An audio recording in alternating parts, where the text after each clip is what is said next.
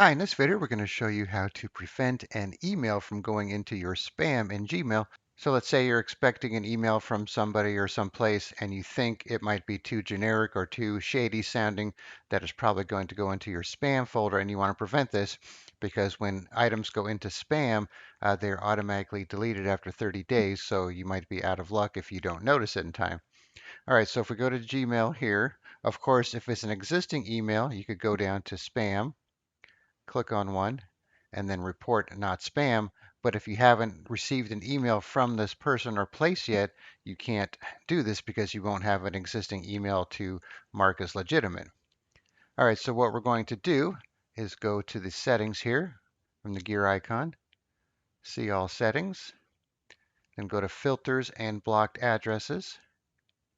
And we're going to create a new filter here. Then we're going to put in the email address here.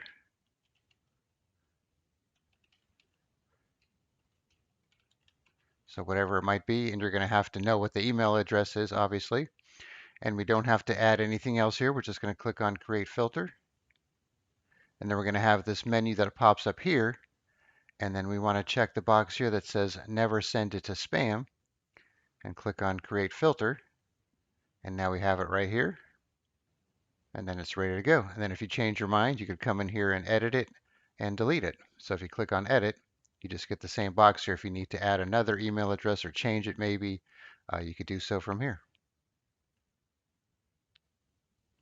All right, so once again, just go to your Gmail settings here, filters and blocked addresses, create new filter, type in the email address, click on create filter, then check the box to never send it to spam, and that's all there is to it.